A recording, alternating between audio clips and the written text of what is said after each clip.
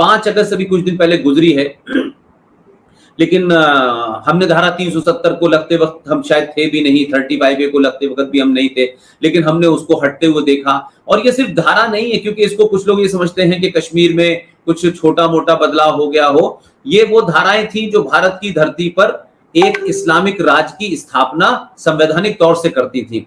क्योंकि भारत जब बटा था तो आप जानते थे कि भारत को बांटने में जो लोग मौजूद थे, जो मुस्लिम लीग पूरे तौर से यहाँ मौजूद थी, और जिन्होंने भारत को बांटा वो यहाँ रह गए, और यहाँ रहकर वो कांग्रेस के अंदर चले गए, वो अलग अलग पार्टी में चले गए, और उनका एजेंडा यही रहा कि किसी भी तरीके से मुस्लिम कंसोलिडेशन हो, चाहे वो किसी एक्स पार्टी में हो या वाई पार्टी में हो, और वो अपनी ताकत को बढ़ाएं, यहाँ के कानूनों को धत्ता बताएं, यहाँ के हिंदुओं को डराएं, यहाँ के सेकुलरिज्म का डंका पीटें और यहाँ कत्ल गारत करते रहें और उसको सेकुलरिज्म किया जा सके। और एक घटना ऐसी थी जो आजादी से पहले की थी, लेकिन दोनों घटनाओं को हम अगर देखें तो 5 अगस्त को मर्यादा पुरुषोत्तम राम का जो मंदिर था, जिसको हजारों हजार साल पुरानी हमारी खोई हुई सभ्यता थी, जिसको कुछ इस्लामिक मुसलमान जिहादियों ने उसको तोड़ा, और फिर जो उनकी नाजायज औलादें हिंदुस्तान में जो हैं आज 20-25 करोड़, वो लगातार इस कोशिश में लगी रहती हैं कि नहीं साहब हम यहाँ मंदिर नहीं बनने देंगे। अब सवाल ये है कि मुगलों से उनका रिश्ता क्या था, ये दुनिया जानती है, मैं रिपीट नहीं करना चाहता, लेकिन कुल मिलाकर के वो लोग आज भी भारत के अंदर एक नहीं 500 पाकिस्तान बना चुके हैं, और वो इतने झूठे और मक्कार लोग हैं कि वो एक इस तरीके की उन्होंने पॉलिसी अपनाई है कि भारत की मेजॉरिटी को हमेशा ऑन द टो पे रखो, वो हमेशा डरते रहें, वो हमेशा आंसरेबल रहें, वो हमेशा अपोलोजिस्टिक रहें। तो सेकुलरिज्म का सारा ठेका जो है वो हिंदुस्तान के हिंदू सनातनी को दे दिया गया है। तो ये दोनों घटनाएं जिसमें मैं 5 अगस्त देखता हूं, 2019 है और 2020 है, ये दो घटनाएं भारतीय इतिहास में इसलिए महत्वपूर्ण है कि मैं समझता हूं कि एक लंबे समय के बाद आपने इस देश के दुश्मनों से, इस देश की सनातन संस्कृति को तोड़ने वाले, हिंदुत्व को समाप्त करने वाले, हिंदू सभ्यता को समाप्त करने वाले, हमारे आस्था के केंद्रों को समाप्त करने वाले जिहादी मुसलमानों को एक तरीके से आपने कुचला, और भारत की धरती पर जो इस्लामिक निजाम मुस्तफा, महबूब मुफ्ती और फारूक अब्दुल्ला और शेख अब्दुल्ला और ये दुनिया भर के मुसलमान, यहां से लेके आसाम से लेके हैदराबाद और केरल तक का मुसलमान उस 371 को बचाए रखना चाहता था, पाकिस्तान भी बनाए रखना, उस टू नेशन थ्योरी में जिसके तहत पाकिस्तान बना। लेकिन आजाद भारत में गद्दार मुसलमानों ने और गद्दार बहुत सारे हिंदू लीडर्स ने उस जमाने इस तरीके की कोशिश की कि ये स्थिति बनी रहे, और बन गई यहाँ, और इसलिए संवैधानिक तौर पे 370 दी गई, फिर 35A दी गई। उस धारा को सिर्फ हटाया नहीं गया, बल्कि Islamic state of Jammu Kashmir को कुचल दिया गया। तो ये दोनों चीजें एक ऐसी हैं जो ऐतिहासिक हैं, और मैं इसमें नहीं जाना चाहता कि ये सरकार वो सरकार, क्योंकि सरकार जो भी हो, जो सत्ता में है उसने किया है, उसका क्रेडिट उसको मिलना चाहिए। और क्यों नहीं मिलना चाहिए भाई? ये क्रेडिट आप ISI को तो नहीं देंगे ना, ये किसी और को देंगे, जैसे मोहम्मद को देंगे, लश्कर तोयबा को देंगे। तो ये भी एक बेईमानी है कि हम अपने लोगों को जब कुछ क्रेडिट देना होता है तो बड़े कोताही करते हैं और बड़े सवाल पूछने लगते हैं। और हम वो लोग हैं कि हम दूसरों से पिटते रहे तो हमें कोई प्रॉब्लम नहीं है, और कभी कोई गलती से हमें अपना ही पीट दे तो उसके बारे में हम इतने ज्यादा एक्सट्रीम पे चले जाते हैं, इनको उतारो गद्दी से, ये ऐसे हैं, ये वैसे हैं, इन्होंने बेरोजगारी कर दी है, इन्होंने पेट्रोल बढ़ा दिया। अरे भाई, बेरोजगारी और पेट्रोल में मुझे आज तक एक बात समझ में नहीं आई। 150 करोड़ के देश में सरकारी नौकरी 2 करोड़ होगी, 3 करोड़ होगी, 4 करोड़ होगी, तो क्या सरकारी नौकरी के अलावा नौकरी नहीं है? तो सरकार सबको नौकरी कैसे दे देगी? तो हमारे सामाजिक तौर पे जो जिम्मेदारी हमारी होनी चाहिए उसको हमने बहुत देर में स्टार्ट किया। इसलिए ये देश में जो आज बदलाव हो रहा है, आज जो आपको तकलीफ हो रही है, ये तकलीफ इसलिए है कि आपने 70 साल से उस तकलीफ को इतना बनाया कि वो कैंसर हो गई है। तो उसका इलाज जब भी कोई करेगा तो वो तकलीफ होगी, चाहे मैं हूं, आप हो, कोई हो। लिहाजा मैं ये मानता हूं कि अगर हमारे जीवित रहते हुए और हमारे दौर में ये बदलाव शुरू हो गया है, और अगर कुछ इलाज हो भी रहा है, और कुछ चीजें हो सकता है कि एक जन साधारण की तरह उसको ना भी समझ पा रहे हो, तो भी हमें इतनी जल्दी नहीं करनी चाहिए। हमने 70 सालों से तो चद्दर तान के सोते रहे, अब हम सुबह से लेकर शाम तक इसी बात के लिए लगे रहते हैं, ये नहीं किया, वो नहीं किया, ये कानून नहीं बना, वो कानून नहीं बना। अरे कानून अंग्रेजों के जमाने की तो छोड़ दीजिए, अंग्रेजों के कानून तो बहुत लोगों को नहीं पता होंगे, लेकिन 2013 में कौन सा कानून बना इसके बारे में तो बताइए भाई।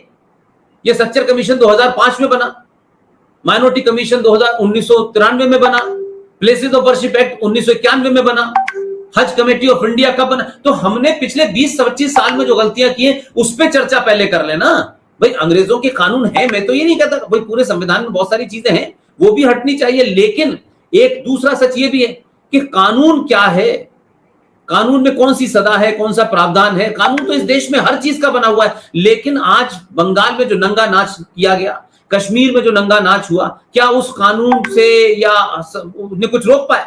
कानून होते हुए भी नहीं रोका। मैं नहीं कह सकता क्या कहते कि अगर कोई ये कहता हो कि साहब 1990 का जो नरसंहार हिंदुओं का हुआ उसे कानून से नहीं रोका जा सकता था। कानून की उदासीनता और सरकारों की दलाली के कारण नहीं हुआ। सरकारों ने मुसलमानों को नाराज न करने के लिए 2.5 लाख हिंदुओं को मरवाया और फिर उनके ऊपर कोई सवाल नहीं खड़ा किया।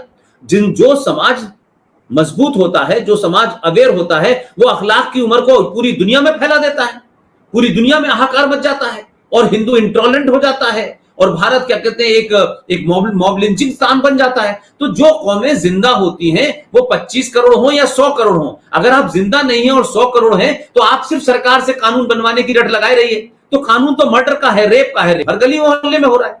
तो रेप के कानून के लिए ऐसा तो नहीं है कि साहब पुलिस के पास धारा नहीं है। तो मेरी लड़ाई, ये जो हमारे साथियों की लड़ाई है वो ये है कि भाई आप अगर समाज को अवेयर नहीं करेंगे, और समाज एक ऐसे समय में जब बहुत सारी निराशा है, बहुत सारी उदासीनता है, बहुत सारी तकलीफ है, ऐसे में अगर हम सिर्फ ये कहें कि हम जा रहे हैं और हम ये कर रहे हैं, मुझे लगता है कि पिछले 4 साल में जो हम लोगों को अपना काम था, जो हमको लगता था, हो सकता है शायद हम दूसरे कामों के लिए इतने फिट ना हो, हम पार्लियामेंट में जाके फिट नहीं बैठ सकते, हो सकता है हम अनफिट लगे वहां पे, क्योंकि हम ये जानते हैं कि उसकी मर्यादाएं होती हैं, उसकी सीमाएं होती हैं। लेकिन कुछ लोग हो सकता है जल्दबाजी में, कहीं एमएलए का चुनाव की टिकट नहीं मिला तो फिर वो कहीं और पार्टी में आ गए, फिर कहीं और चले गए, फिर इस पार्टी में नहीं तो उस पार्टी में चले गए, उस पार्टी। तो ये भी हो सकता है, कुछ लोगों के अपने निजी एजेंडे हो सकते हैं, मुझे उसमें कोई दो राय नहीं है। लोगों को राजनीति में जाना चाहिए, अगर नहीं जाएंगे तो वह जगह भी खाली रहेगी, लेकिन अपनी अपनी भूमिका हमें अपने हिसाब से तय करने का अधिकार है। लिहाजा हम ये पिछले 4 साल से यही काम कर रहे हैं कि लोगों को पहले यही बता दें कि सारे धर्म बराबर नहीं है। Islam is not a religion of peace. इतिहास में जो बताया गया है वो सच नहीं है, इतिहास में लिखा ये भी सच है। तो हम अपनी ये कोशिश कर रहे हैं और इस कोशिश में हम हर एक को साथ लेते हैं, चाहे वो कोई भी हो, अच्छा हो, छोटा हो, बड़ा हो। लेकिन अब लोगों के एम्बिशन है, हम उस एम्बिशन पे तो किसी पे सवाल नहीं खड़ा कर सकते और ना ही हम सार्वजनिक तौर पे किसी को क्रिटिसाइज करते। हर एक का अपना अंदाज है, हर एक अपने अंदाज से काम कर रहा है, बहुत सारे लोग काम कर रहे होंगे। लेकिन सवाल यह है कि जिसकी वजह से मेरे बच्चों को पढ़ाई में रिजर्वेशन का सामना करना पड़ रहा है। अब अगर मुसलमानों के लिए भारत के अंदर संविधान में लिखा है कि धर्म के नाम पे किसी को भी रिजर्वेशन नहीं दिया जा सकता, तो आपने धर्म के नाम पे रिजर्वेशन तो नहीं दिया। लेकिन मुसलमान तो कहते हैं कि उनके यहाँ कास्ट सिस्टम नहीं है, फिर उनके ओबीसी के अंदर भी कोटा दे दिया, फिर आईएएस के अंदर भी उनको कोटा दे दिया, फिर आपने उनके लिए सच्चर कमीशन, एक झूठ मक्कारी भरा हुआ, जो पाकिस्तान से आए थे मिस्टर राजेंद्र सच्चर साहब, जो दिल्ली हाई कोर्ट के चीफ जस्टिस भी रहे, और जस्टिस होकर उसने ये पाप किया।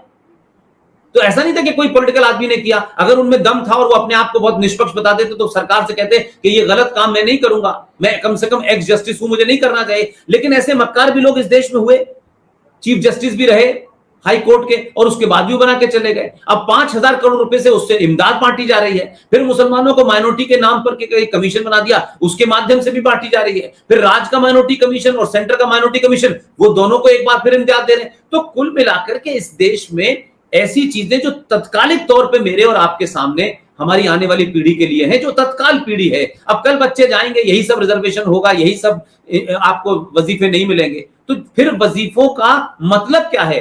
तो इस देश में आपका मुसलमान होना, फिर उसमें रोना, फिर वही लोग कश्मीर में मेजॉरिटी में आ जाते हैं तो हिंदुओं को मार देते हैं, बंगाल में मार देते हैं। तो ये कौन सी ऐसी दुनिया की माइनॉरिटी है कि भाई ये माइनॉरिटी में भी रहेंगे, ये किसी बात को मानेंगे भी नहीं, ये संविधान से ऊपर कुरान को रखेंगे। तो ये तमाम सारी चीजें ऐसी हैं जो इमीडिएट है, जिससे अभी लड़ना है। लिहाजा हम जिस तरीके की हमने रास्ता चुना है, उस रास्ते में हम ये काम कर सकते हैं। उससे ज्यादा हमसे हम कोई अपनी लाइन ही नहीं ब्रीच करना चाहते। इसलिए शायद जो हमारे साथ बाकी सारे लोग हैं जो अपना अपना काम करते हैं, इंडिविजुअली करते हैं, वो तमाम सारे लोग, उन्हें अपना रास्ता चुना है और उनका पूरा अधिकार है अपना रास्ता चुनने का। लेकिन अब कोई ये कहे कि नहीं साहब आप ये भी करिए, तो भाई हम जिस चीज को जानते नहीं उसमें हमसे क्यों कराया जा रहा है? शाहीन बाग बनाया था तो शाहीन बाग बनाइए, मैं तो हक में हूं कि शाहीन बाग बने, लेकिन शाहीन बाग की तैयारी करके शाहीन बाग बने ना। हम कहते किसान आंदोलन, तो किसान आंदोलन की तरह तैयारी करिए ना, फिर उसी अड़ पे रहिए ना। तो ये जब तक बगैर तैयार करे जाएंगे तो लोग हंसेंगे हमारे ऊपर। तो ठीक है कि भाई हमने ये कर लिया, खत्म हो गई बात। तो मेरा कहना, मैं ये कह रहा हूं कि आप जब लड़े तो पूरी ताकत से लड़े। तो इसलिए जो भी लोग हैं, चाहे RSN सिंह है, GD बख्शी है, ये तमाम, ये सब लोग छोड़ के कुछ आए हैं। ये कुछ पाने के लिए नहीं आए हैं कि भाई पाना है, हमें कुछ मिल जाएगा, हमें ये हो जाएगा। इसलिए शायद हम अपने उस मैंडेट के अंदर ही काम करना चाहते हैं।